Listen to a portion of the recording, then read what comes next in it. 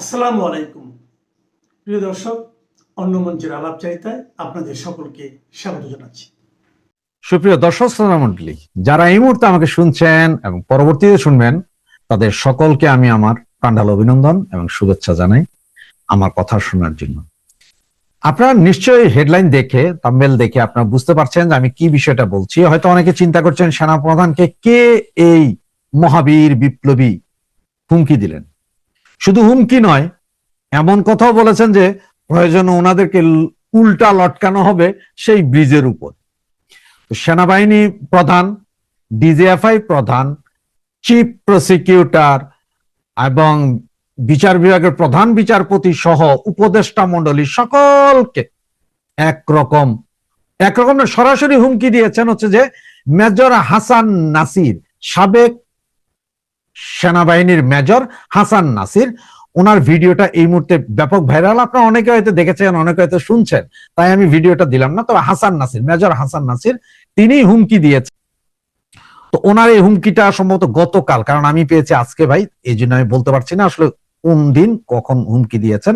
রাতে Pinaki the great 3 ইঞ্চি পিনাকি, উনি রাতের 4:30টায় বাংলাদেশ সময় ঘোষণা দিলেন, সবাই মাঠে নেমে আসেন, যার যা কিছু আছে তাই নিয়ে হাজির হন রাস্তায়, সেনাবাহিনী কু করে ফেলছে,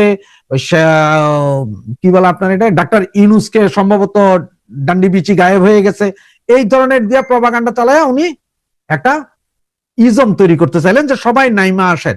রিউমার স্ক্যানার ওখানে কিছু বললো না, ওনারা চুপ মুখে কুলুপাইটা বৈশা রইলেন। এই অবস্থা হয়েছে। এখন অনেকে আজকে 2 দিন যাবত কিন্তু এখানে অনেকে এই কথাটাই বলছেন যে কেন এমন কথা বলা হলো বা কেন কি হইলো, এটা নিয়ে অনেকে আলোচনা করতেছেন, কিন্তু কেউ জানেন না কাহিনী কি হয়েছে। এটা আসলে হচ্ছে যে সেনাবাহিনীর ক্যাম্পে শনিবারে রাত তখন প্রায় সম্ভবত 12টা 12:30টার দিকে সেনাবাহিনীর যে এপিসি গাড়িগুলো আছে, যেটাতে যে সার্জিস, হাসনাত, গোপালগঞ্জে পালাই আসছিল, ওই ধরনের 12টা গাড়িকে ওরা গ্যারেজ থেকে বের করে পেট্রোল, ওনাদের যে পেট্রোল পাম্প আছে সেখানে নিয়ে যাচ্ছিল ভোর 3টা 3:30টায়। তার মানে এগুলো সব রেডি করার জন্য। এইটা দেখে ওনাদের কাছে খবর পৌঁছান যে এরকম সেনাবাহিনী মুভমেন্ট শুরু হয়েছে, সম্ভবত ভোর 5টার ভেতরে কু হয়ে যেতে পারে। এইটা শোনার সাথে সাথে আপনারা আমাদের প্রধান উপদেষ্টার লোক খোদা বক্স, আপনারা সম্ভবত সকলে জানেন খোদা বক্স, উনি আগে সম্ভবত পুলিশে ছিলেন, উনি সরাসরি নাকি পিনাকিকে ফোন দিয়ে বলেছেন যে ভাই এই অবস্থা, এখন এই সরকারকে যদি উৎখাত করে সেনাবাহিনী কু করে ফেলবে, প্লিজ আমাদেরকে বাঁচান, আপনারা তাড়াতাড়ি আপনি ঘোষণা দেন যাতে লোকজন আসে। এই হচ্ছে যে মূল কাহিনী সেদিন পিনাকির সে দাঁড়ানো। তো খোদা বক্স সামান্য এপিসি নড়াতেই সারা সরকারের পেশাব ছিটা গেছে, পায়খানা ছিটা গেছে। আর যদি 2-1টা কামান, যদি জাহাঙ্গীর গেট দিয়ে একটা কামান, সাভার থেকে 2টা কামান যদি এমনি বের হইতো, যে মানে কামান উঠে কিনা, নামে কিনা, নড়ে কিনা, এটা দেখার জন্য, তাহলে তো মনে হয় সব আত্মহত্যা করতে একদম স্ট্যান্ড বাই আত্মহত্যা করে মরে যেত। এই অবস্থায় সেনাপ্রধান ওয়াকারুজ্জামান একের পর এক থাপ্পড় খাচ্ছেন প্রধান উপদেষ্টা মোহাম্মদ ইউনূসের কাছে। বাংলাদেশের সেনাবাহিনীর নামের আগে দেশপ্রেমিক বলে একটি বিশেষণ ব্যবহার চলে আসছে বহু বছর ধরে, কিন্তু গত 15-16 মাস ধরে এই দেশপ্রেমিকদের এবং বিশেষ করে সেনাপ্রধানের দেশপ্রেমের নমুনা দেখে এই বিশেষণটি আর ব্যবহার করা যাবে কিনা ভবিষ্যতে, সেটা নিয়ে বড়সড় প্রশ্ন তোলা যেতেই পারে। কেন সে কথা বলি। বাংলাদেশের সেনাপ্রধান জেনারেল ওয়াকারুজ্জামান 2025 সালের মে মাসে প্রকাশ্যে যে 3টি উচ্চকণ্ঠ দাবি করেছিলেন, সেগুলো হলো ডিসেম্বর 2025-এর মধ্যে নির্বাচন চাই 1 নম্বর, 2 নম্বর নির্বাচিত সরকারি কেবল চট্টগ্রাম বন্দর লিজ বা মানবিক করিডোরের মতো নীতিগত সিদ্ধান্ত নিতে পারে, এবং 3 নম্বর সরকারের এসব ক্ষেত্রে সব সিদ্ধান্তের পূর্ণ তথ্য সামরিক বাহিনীকে জানিয়ে রাখতে হবে। কারণ এই সেনাবাহিনী তো মোহাম্মদ ইউনূসকে এবং নতুন সরকারকে ক্ষমতায় বসিয়েছিল, তাই সেনাবাহিনীকে অন্ধকারে রেখে কোনো সিদ্ধান্ত নেওয়া চলবে না। এই 3টি দাবি বা হুমকির একটিও মোহাম্মদ ইউনূসের অন্তর্বর্তী সরকার মানেনি। তবুও নভেম্বর 2025 পর্যন্ত ওয়াকার নিজের আগের কঠোর ভাষার পুনরাবৃত্তি আর করেননি, কোনো চ্যালেঞ্জ দেননি এবং এপিএম টার্মিনালস, মেডলগ এসে এর সঙ্গে বন্দর চুক্তি সই হয়ে যাওয়া, ডিপি ওয়ার্ল্ড নিয়ে সরকারের ডিসেম্বরে চূড়ান্ত সিদ্ধান্ত করার পরিকল্পনা, এসব নিয়ে প্রকাশ্য প্রতিবাদ বা আপত্তি জানানো তো দূরের কথা, মৌনং সম্মতি লক্ষণং নীতি অনুসরণ করে বিরোধিতা তো দূরের কথা, উল্টে সরকারের সব সিদ্ধান্তে নীরব এবং কখনো কখনো সরব সমর্থন দিয়ে যাচ্ছেন জেনারেল ওয়াকারুজ্জামান। তার বর্তমান অবস্থা দেখে এটা না মেনে উপায় নেই যে হয় তিনি চাপের কাছে মাথা নুইয়েছেন, কিংবা সোজা কথায় ঘুষ খেয়ে চুপ হয়ে গেছেন, কিংবা পুরনো পাপ তাকে তাড়া করে বেড়াচ্ছে, সেই ভয়ে মুখে কুলুপ। কার চাপ, কেন চাপ, কি তার পুরনো পাপ, সে নিয়ে কথা বলবো।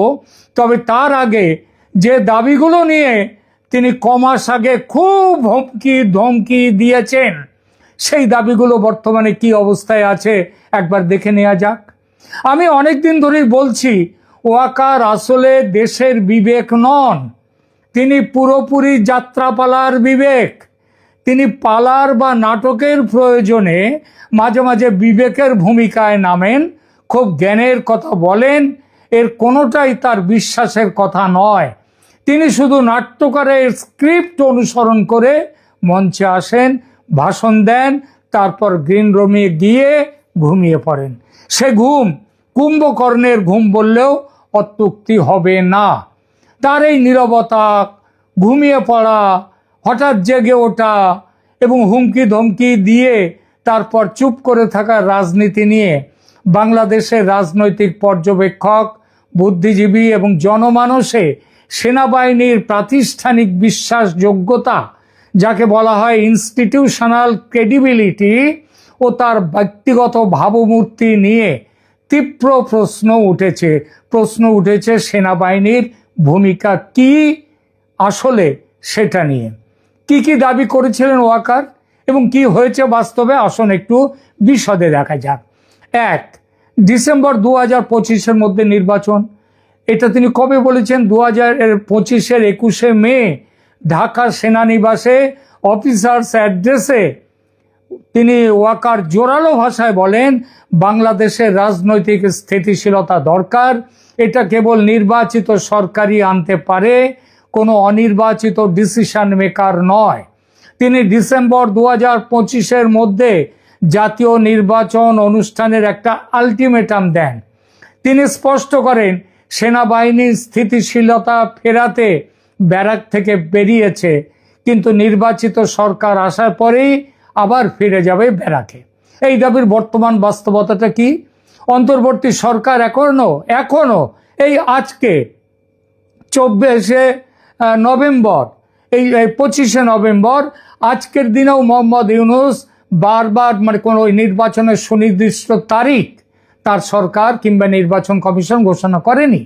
মোহাম্মদ ইউনূস বারবার টাইম লাইন ডিসেম্বর 2025 থেকে জুন 2026 পর্যন্ত বাড়াচ্ছেন। কখনো বলছেন দেশের অনেকেই নাকি চাইছে আরো 50 বছর এই শাসন থাক, এবং সাম্প্রতিকতম ঘোষণা হলো রমজান ফেব্রুয়ারি 2026-এর আগে প্রস্তুতি সম্পন্ন করার টার্গেট তিনি দিয়েছেন।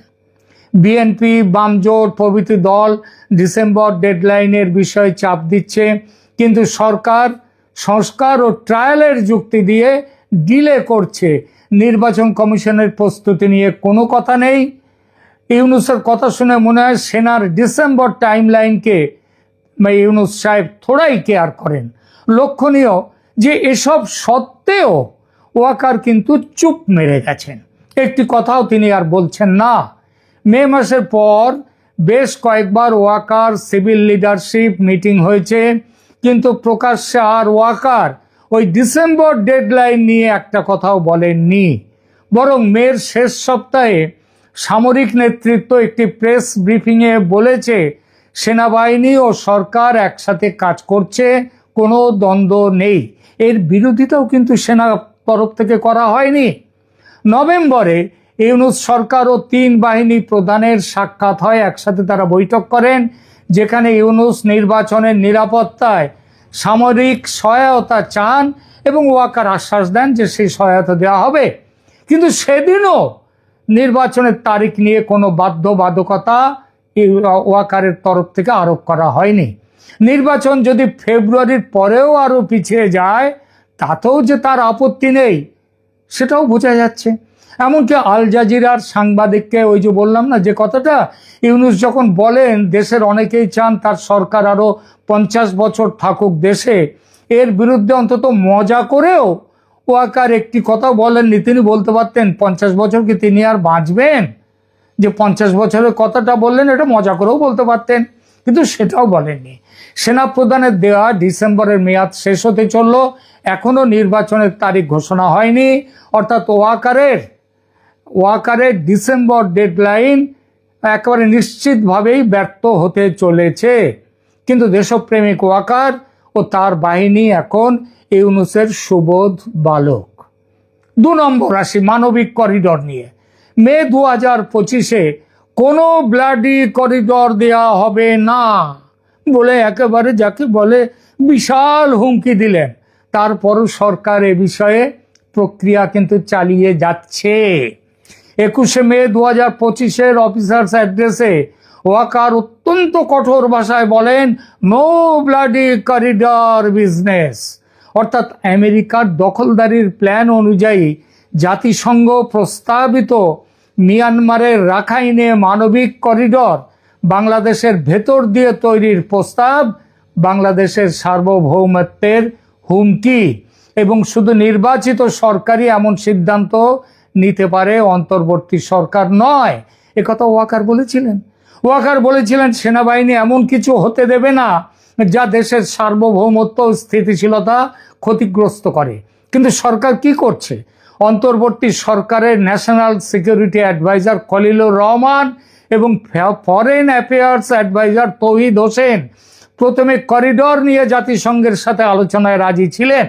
ওয়াকারের প্রকাশ্য বিরোধিতার পর সরকার করিডরের ন্যারেটিভ পাল্টে বলে এটা তো করিডর নয়, এটা হিউম্যানিটেরিয়ান চ্যানেল, অর্থাৎ এইটা মানুষকে সাহায্য করার জন্য একটা রাস্তা।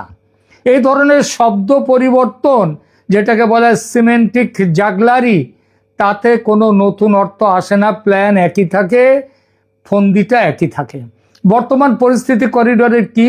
এই নভেম্বরে করিডর প্রজেক্ট বাস্তবায়িত হয়নি, তবে মার্কিন সেনা এসে ঘাঁটি গেড়েছে, যেটা তাদের পরিকল্পনা ছিল। আমেরিকা বা জাতিসংঘ বা বাংলাদেশ সরকার এই প্রস্তাব পুরোপুরি প্রত্যাহার করেছে এমন ঘোষণাও নেই। বিষয়টি একরকম ঝুলে আছে। তবে তলে তলে কাজ যে চলছে সেটা চুক্তির আগেই আমেরিকান সেনার উপস্থিতি বুঝিয়ে দেয়। সেনা নেতৃত্ব পরে কোনো প্রকাশ্য আপডেট দেয়নি, তবে বিষয়টা চোখের আড়ালে সেরে নিতে ওয়াকারের চাপে সরকার কিছুটা পিছু হটেছে এমন একটা ধারণা দেশময় ছড়িয়ে দেয়া হয়েছে, যা আদৌ সত্যি নয়। বরং এই ব্যাপারে সত্যি হলো যে বাংলাদেশে অজ্ঞাত পরিচয় আততায়ীর হাতে, কেউ বলেন এটা কেজিবির লোক, কেউ বলেন ভারতের রয়েল লোক, তো যেই করুক না কেন খুনগুলো, এই অজ্ঞাত পরিচয় আততায়ীর হাতে একের পর এক মার্কিন নাগরিকের সন্দেহজনকভাবে নিহত হওয়ার ঘটনা এই প্রক্রিয়াকে আপাতভাবে কিছুটা থমকে দিয়েছে মাত্র, তার বেশি নয়। আসুন চট্টগ্রাম 3 নম্বরের চট্টগ্রাম বন্দর বিদেশি অপারেটরদের হাতে দেওয়ার প্রসঙ্গটি। মে 2025 ওই একই মিটিংয়ে ওয়াকার বলেছিলেন একমাত্র নির্বাচিত সরকারই পারে এই ব্যাপারে সিদ্ধান্ত নিতে। ওয়াকারের দাবি, মে 2025-এ ওয়াকার যে বলেছিলেন যে বন্দর অন্যান্য নীতিগত সিদ্ধান্ত একটি নির্বাচিত সরকার নেবে, অন্তর্বর্তী সরকার নয়। তিনি স্পষ্ট করে বলেন চট্টগ্রাম বন্দর টার্মিনাল ডিপি ওয়ার্ল্ড বা অন্য বিদেশি কোম্পানিকে দেওয়ার মতো দীর্ঘমেয়াদী সিদ্ধান্ত জাতীয় নিরাপত্তার সাথে জড়িত, তাই এটা রাজনৈতিক সম্মতি ও নির্বাচিত নেতৃত্বের মাধ্যমে হওয়া উচিত। কিন্তু নভেম্বর 2025-এ বন্দর চুক্তি নিয়ে বেশ কিছু সই হয়ে গেছে চুক্তি। 17 নভেম্বর 2025-এ এপিএম টার্মিনালসের সঙ্গে লালদিয়া টার্মিনালের 30 এবং 15 বছরের কনসেশন চুক্তি সই হয়ে গেছে। মেডলগ এসে তার সঙ্গে পানগাঁও টার্মিনালের 22 বছরের চুক্তি সই হয়ে গেছে। ডিসেম্বরে এনসিটিকে ডিপি ওয়ার্ল্ডের কাছে দেওয়ার প্রক্রিয়া চূড়ান্ত করার লক্ষ্য ঘোষিত। এসব চুক্তি সই হয় হাজার হাজার বন্দর শ্রমিকের ধর্মঘট, রাজনৈতিক দলগুলোর প্রতিবাদ, এবং এইখানে একটা কথা বলতেই হয় যে এই দলগুলোর মধ্যে কে যে আসলে প্রতিবাদ করছে আর কে প্রতিবাদের নামে খেলা করছে সেগুলো আবার একটু দেখার মতো। এবং হাইকোর্টে রিট ফাইল হয়ে গেছে এর বিরুদ্ধে। মূলত নৌ পরিবহন ডিপার্টমেন্টের যিনি সচিব ও সরকারি কর্তৃপক্ষ এই চুক্তিকে অর্থনৈতিক জরুরি প্রয়োজন ও গভর্নমেন্ট টু গভর্নমেন্ট বা G2G ও পিপিপি যুক্তি দিয়ে পুশ করে দিচ্ছে। ওয়াকারের প্রতিক্রিয়াটা কি? এইসব যে হচ্ছে, ওয়াকার বা সেনাবাহিনী চুক্তি সইয়ের সময়ে বা তার পর কোনো প্রকাশ্য আপত্তি, বিবৃতি বা ব্যাখ্যা দেননি। আসলে ওয়াকার এবং তার দেশপ্রেমিক বাহিনী তারা ঘুমিয়ে পড়েননি, ঘুমানোর ভান করছেন। আবার সেটাও নয়, দেখুন 20 নভেম্বর ওয়াকার সাহেব ইউনুস সাহেবের সাথে সাক্ষাৎ করলেন। সেখানে ইউনুসকে সেনাবাহিনী পদক দেয়া হলো এবং নির্বাচনের নিরাপত্তায় সেনাবাহিনীর সহায়তা নিয়ে আলোচনা হলো। বন্দর চুক্তি নিয়ে কিন্তু কোনো প্রকাশ্য দ্বিমত বা সতর্কবার্তা ওয়াকার এবং তার সঙ্গে আরো 2 জেনারেল তারা দিলেন না। কেন ওয়াকার এবং তার দলবল নীরব থাকলেন? দেখুন, ইউনুস সরকার ও মার্কিন চাপের সমীকরণ একটা আছে। কিছু বিশ্লেষক বলছেন মে মাসে ওয়াকারের কঠোর বক্তব্য আসলে মার্কিন যুক্তরাষ্ট্রের ইন্দো প্যাসিফিক কৌশল ও রাখাইন করিডর পুশের প্রতি সেনাবাহিনীর অস্বস্তি তার প্রকাশ ছিল। অস্বস্তিটা হচ্ছে দর কষাকষির জন্য একটি মত তিনি ছেড়ে দিয়েছিলেন। পরবর্তীতে বোঝাপড়া হয়ে যায়, মার্কিন চাপ আসে এবং ওই যে বললাম ঘুষ, তার সব ঠিকঠাক হয়ে যায়। জাতিসংঘ এবং তারপরে কি হলো, এই যে জাতিসংঘ থেকে যদি বাংলাদেশ সেনাবাহিনীকে ফিরিয়ে দেয় তাহলে কি হবে না হবে এইসব ভয়টয় এবং কিছুটা আন্ডার দ্য টেবিল হাত চালাচালি হয়েছে, সেইটা ওয়াকারকে পিছু হটতে বাধ্য করলো।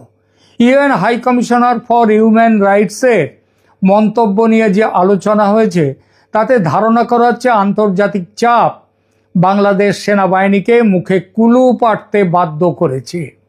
এর সঙ্গে যোগ করুন শেখ হাসিনার পতনে সেনার বিপুল অবদানে যে ঘুষের খেলা চলেছিল ডিপ স্টেট থেকে, মানে ঘুরিয়ে আমেরিকা থেকে, এবং নতুন সরকার আসার পর অনেকটা তড়িঘড়ি করে ওয়াকারুজ্জামান যে আমেরিকা ছুটেছিলেন, কানাডাতেও গিয়েছিলেন, সেটাই ঘুষের টাকা কোথায় কিভাবে রাখবেন তার গতি করতে। ইউনুস যে এসব জানেন না তা নয়, তিনি ওয়াকারের আগা পাশতলা সব জানেন, আবার ওয়াকারও ইউনুসের আগা পাশতলা সব জানে। ফলে তাদের দুজনের দাম্পত্য জীবন হচ্ছে ম্যারেজ অফ কনভেনিয়েন্স, চোরে চোরে মাস্তুতো ভাই, ঝগড়াঝাটি পাবলিককে বোকা বানাবার জন্যে। ওয়াকার তাই মার্কিন এবং পশ্চিমাদের সাথে সরাসরি সংঘর্ষে আর যেতে চাইছেন না, যাবেনও না, ব্যবস্থা হয়ে গেছে। এইবার দেখুন, এছাড়াও আর একটা কারণও আছে। অভ্যন্তরীণ সামরিক বিভাজন ও ইউনিটি রক্ষার জন্য বেশ কিছু রিপোর্ট ইঙ্গিত করছে, এবং আমরা সবাই জানি যে বাংলাদেশ সেনাবাহিনীর ভেতরে 3টে প্রধান ক্যাম্প আছে, সংস্কারপন্থী, ইসলামপন্থী এবং মুক্তিযুদ্ধপন্থী, সেকুলারপন্থী। ওয়াকার এই সবার সাথেই একটা মোটামুটি যোগাযোগ রেখে দেন, কিন্তু মূলত তিনি তো জামাতের, তার একটা পুরনো জামাতি অতীত আছে এবং জুলাই আন্দোলনে গুলি চালিয়ে মানুষ মারার অভিযোগ তার বিরুদ্ধে উঠতে পারে এমন একটি ধারণা ছড়িয়ে পড়ায় তিনি আর সরকারি সিদ্ধান্ত বা জামাতি সিদ্ধান্তের বিরোধিতা করতে সাহস পাচ্ছেন না, মুখে কুলুপের এটাও একটা কারণ।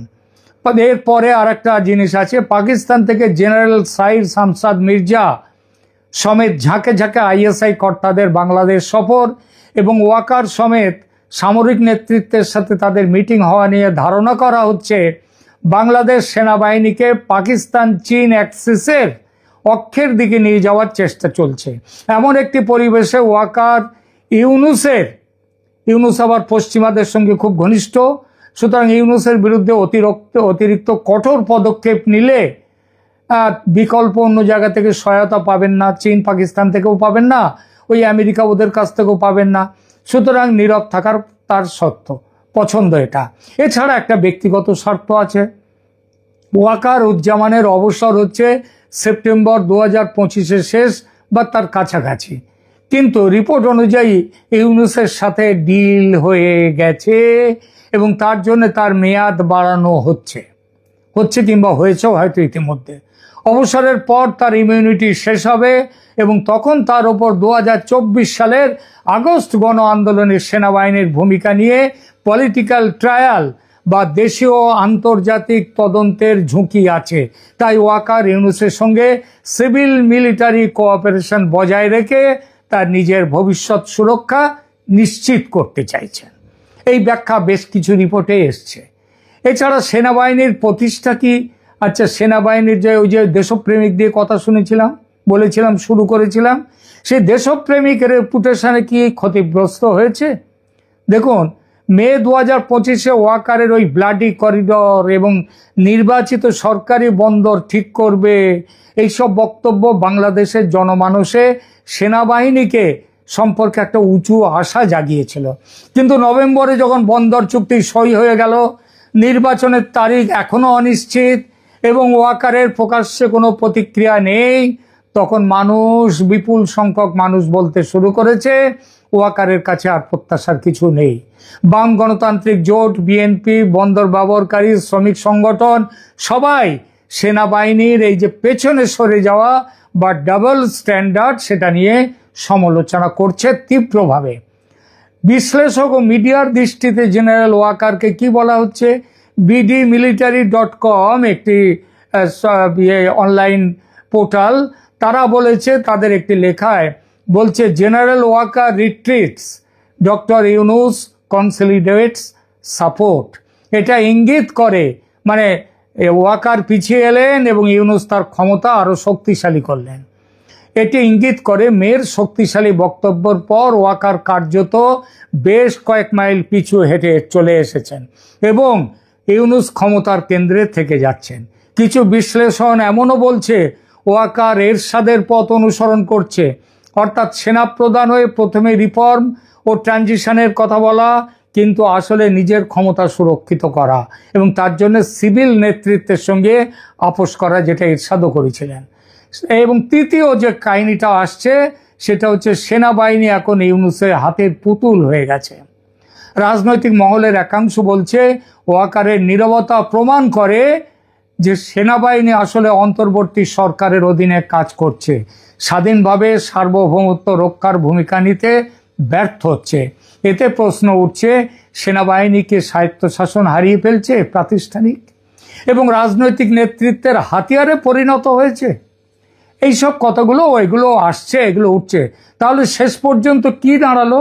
বাংলাদেশের গর্বের দেশপ্রেমিক সেনাবাহিনী আসলে বর্তমানে দেশদ্রোহী সেনাবাহিনী এবং সেই সেনাবাহিনীর প্রধান হিসেবে জেনারেল ওয়াকার উজ্জামান ইতিহাসে পরিচিত হবেন বাংলার নয়া বীর চাপর হিসেবে। কমনওয়েলথ মহাসচিব শার্লি বচওয়েল তিনি বাংলাদেশ ট্যুরে এসেছিলেন এবং ট্যুরের সময়টা একদম ঝিমঝাম কাটিয়ে গেছেন। যাওয়ার পর একটা ঝড় যে তুলবেন, এটা বোধহয় ডক্টর ইউনূস সরকার আগে থেকে কিছুটা টের পেয়েছিলেন। ফলে শার্লি বচওয়েল বাংলাদেশ ট্যুরের সময়টায় প্রথম 2 দিন এই সরকারের কোনো উচ্চবাচ্য নেই, তেমন কোনো আলাপ নেই, কোনো পত্রপত্রিকায় তেমন কোনো নিউজ নেই। 2 দিন ঝিমঝাম তিনি কাটিয়ে গেছেন। তারপর শেষ মুহূর্তে এসে তিনি যখন ডক্টর মোহাম্মদ ইউনূসের সঙ্গে দেখা করছেন, নির্বাচন কমিশনের সঙ্গে দেখা করছেন এবং বিএনপি, জামাত ইসলামী, এনসিপি এই রাজনৈতিক দলগুলোর সঙ্গে দেখা করছেন, তখন আর লুকিয়ে রাখার তেমন কোনো বিষয় ছিল না। আচ্ছা, কমনওয়েলথ নিয়ে প্রথমে আপনাদেরকে বলে নিই, কারণ আপনাদের একটু জেনে থাকা দরকার যে কমনওয়েলথ 56টি দেশ নিয়ে কমনওয়েলথভুক্ত দেশ বলা হয় 56টিকে, এবং এই 56টি দেশের মধ্যে বেশ কিছু গুরুত্বপূর্ণ দেশ রয়েছে, এবং তার মধ্যে ধরেন যে Bangladesh, Bharat, Canada, Australia, Nigeria, Papua New Guinea, Togo, এই দেশগুলো ছাড়াও আরো বেশ গুরুত্বপূর্ণ দেশগুলো রয়েছে।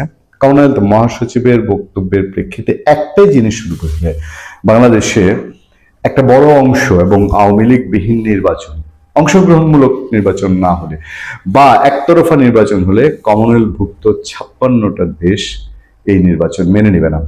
এটা ডক্টর মোহাম্মদ ইউনূসের ইচ্ছার উপরে একটা সোজা সাপটা চপেটাঘাত বলা যেতে পারে। কারণ হচ্ছে তার এবং তার অনুসারীদের প্রচন্ড খায়েশ, এবং তারা তার চেয়েও বেশি বিষয় যেটা তারা যে অন্যায় অপরাধ করেছেন সেইটা ঢাকার জন্য, সেটা আরো একটু সময় দীর্ঘায়িত করার জন্য, যেন সেটার মুখোমুখি না হতে হয়, সেটার যেসব পার্শ্ব প্রতিক্রিয়া তৈরি হতে পারে সেগুলোর জন্য তারা একতরফা একটা নির্বাচন ছাড়া পথ খুঁজেন না, কিন্তু বিশ্ব সম্প্রদায় সেটা মেনে নিতে চান না। আমি আরো বিশদে যাব, তার আগে আপনাদেরকে মনে করিয়ে দিই, আমি এর আগে বেশ কয়েকটি আলোচনায় বলেছি, 2-3টি আলোচনায় আপনারা বলেছি যে ইন্টারন্যাশনাল চাপ আস্তে আস্তে নির্বাচন আসতে আসতে, এবং ডিসেম্বরের 10 তফসিল ঘোষণার পর আপনারা আরো টের পাবেন। গত মাসে অক্টোবরে যখন আন্তর্জাতিক আরো বেশ কয়েকটি সংস্থা বাংলাদেশে ঘুরে, তার মধ্যে আইআরআই সবচেয়ে ইম্পর্টেন্ট ছিল, এবং আইআরআই থাকা অবস্থায় আপনাদেরকে বলেছিলাম যে আইআরআই ফিরে গিয়ে স্টেটমেন্ট যা দিবে তা সম্পূর্ণ এই সরকারের ফেভারে যাবে। আইআরআই গিয়ে সেই স্টেটমেন্টে দিয়েছে, যে স্টেটমেন্টে অংশগ্রহণমূলক নির্বাচন এবং আওয়ামী লীগের নির্বাচনের কথা বলা হয়েছে। কমনওয়েলথ বাংলাদেশে পা রাখার বিষয়ে গত পরশু আমি আপনাদেরকে বলেছি যে এইটা জানতেন কোনো বিষয় না, যে আসলেন, দেখলেন, ইউরোপীয় ইউনিয়নের মতন হাসি মুখে অনুদানের আশ্বাস দিয়ে চলে গেলেন, তা কিন্তু না। কমনওয়েলথের এই ট্যুরে, কমনওয়েলথ মহাসচিবের শার্লির এই ট্যুরে সবচেয়ে গুরুত্বপূর্ণ ঘটনা ঘটেছে। এই সরকার যাদেরকে অস্বীকার করে, একেবারে অপ্রাসঙ্গিক মনে করে, সেই আওয়ামী লীগকে কমনওয়েলথ তারা যে বাংলাদেশে বসে স্বীকৃতি দেয় সেটা একটা নজির পাওয়া গেছে, এবং তার মধ্যে আরো একটি ইন্ডিকেশন আছে যে আওয়ামী লীগের নেক্সট নেতৃত্ব কি। আওয়ামী লীগের পরে শেখ হাসিনা, শেখ হাসিনার পরে বঙ্গবন্ধু শেখ মুজিবুর রহমানের পরে শেখ হাসিনা, শেখ হাসিনার পরে তার 2 সন্তান সজীব ওয়াজেদ জয় এবং সাইমা ওয়াজেদ পুতুলের নাম শোনা যায়। কমনওয়েলথ কথা বলেছে ডিরেক্টলি শেখ হাসিনাও না, তার পুত্র সজীব ওয়াজেদ জয়ের সঙ্গে ভার্চুয়ালি সেই বৈঠক হয়েছে সরাসরি শার্লির সঙ্গে। কমনওয়েলথ বাংলাদেশে আরো 4টি রাজনৈতিক দলের মধ্যে জাতীয় পার্টির 2টি অংশ, আনিসুল ইসলাম মাহমুদের নেতৃত্বাধীন অংশ, এবং মূল জাতীয় পার্টি বলে যেটি পরিচিত জিএম কাদেরের জাতীয় পার্টি, সেই জাতীয় পার্টি বিএনপি এবং এনসিপির সঙ্গে মিটিং করেছে। এর বাইরে তারা প্রয়োজন মনে করেছে আওয়ামী লীগের সঙ্গে কথা বলার, এবং আওয়ামী লীগ হিসাবে তারা সজীব ওয়াজেদ জয়, তিনি আওয়ামী লীগের বড় কোনো পদ পদবিতে না থাকলেও বাংলাদেশে ওই যে পরিবারতান্ত্রিক রাজনীতির যে পরম্পরা, সেই পরম্পরায় সজীব ওয়াজেদ জয়ের সঙ্গে কথা বলাটা নিশ্চয়ই ইন্টারন্যাশনালি খুব সিগনিফিকেন্ট। শার্লি যখন বাংলাদেশে এসেছেন, বাংলাদেশে আসার পরে তিনি একাধারে বহু মিটিং করেছেন, এবং সেই মিটিংগুলোর কমনওয়েলথ মহাসচিবের সঙ্গে এনসিপি নেতাদের বৈঠক হয়েছে। তারপর আপনার কমনওয়েলথ মহাসচিব শার্লি তিনি যেদিন ঢাকায় এসেছেন সেদিনও পত্রপত্রিকায় নিউজ হয়েছিল, কিন্তু তিনি কখন কিভাবে এসেছেন সেই ধরনের বিষয় ছিল না। 20 নভেম্বর তিনি 2025-এ ঢাকায় এসেছিলেন। তিনি আর যে জায়গায় আমরা একটু ধাক্কা খেয়েছি সেই জায়গাটা হলো বাংলাদেশের প্রধান উপদেষ্টা ডক্টর মোহাম্মদ ইউনূসের সঙ্গে কমনওয়েলথ মহাসচিব শার্লি দেখা করার পর যে নিউজগুলো পত্রপত্রিকায় এসেছিল সেগুলো ছিল খুব ইন্টারেস্টিং। সেগুলোতে বলা হয়েছিল আসন্ন ত্রয়োদশ জাতীয় সংসদ নির্বাচন সুষ্ঠুভাবে আয়োজনের জন্য কমনওয়েলথের পূর্ণ সহযোগিতা কামনা করেছেন প্রধান উপদেষ্টা ডক্টর মোহাম্মদ ইউনূস। সোমবার রাষ্ট্রীয় অতিথি ভবন যমুনায় কমনওয়েলথ মহাসচিব শার্লি আওয়ারকর বচুয়ের সঙ্গে এক বৈঠকে তিনি এর সহযোগিতা কামনা করেন। আমার কাছে নিউজগুলো আমি পড়ি, আর আমার অনেকটা আওয়ামী লীগ যখন জাতীয় বিএনপি এবং জামাতে ইসলামী ছাড়া নির্বাচন করছিল, এবং তখনও কমনওয়েলথের প্রতিনিধি দল বাংলাদেশে ছিল, আমার যেটুকু মনে আছে তারপরেও ছিল 5 জানুয়ারি 2024 পর্যন্ত কমনওয়েলথের প্রতিনিধি দল বাংলাদেশে আসা যাওয়া করেছে, আগে এসছে পরে এসছে।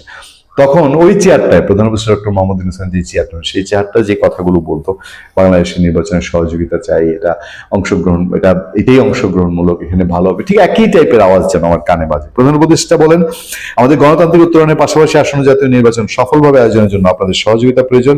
এই সময় ডক্টর ইউনূসকে আশ্বস্ত করে শার্লি বচুয়ে তিনি বলেন কমনওয়েলথ বাংলাদেশকে নির্বাচন পরবর্তী উত্তরণ প্রক্রিয়ায় পূর্ণ সহায়তা প্রদান করে। কমনওয়েলথ মহাসচিব বলেন, মানে এগুলো কিন্তু প্রেস উইং থেকে জানানো হচ্ছে ডক্টর ইউনূসকে, খেয়াল করে রাখবেন এই জিনিসটা।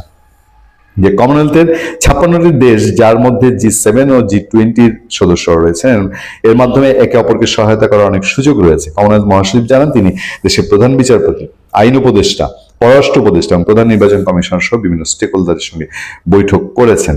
এই হলো আমরা জেনেছি। কিন্তু কমনওয়েলথ মহাসচিব যখন নিজে ফিরে গেলেন, ফিরে গিয়ে তিনি তার ফেসবুকে 4টি পোস্ট দিয়েছেন, সেখানে ছবি 3টি পোস্ট দিয়েছেন এবং সেখানে বিভিন্ন ছবি জুড়ে দিয়েছেন এবং তিনি প্রধান উপদেষ্টা ডক্টর মোহাম্মদ ইউনূসের সাথে দেখা করাটা স্মরণ করেছেন, বলেছেন তার আতিথেয়তা গ্রহণে মুগ্ধ হয়েছেন, ভালো লেগেছে।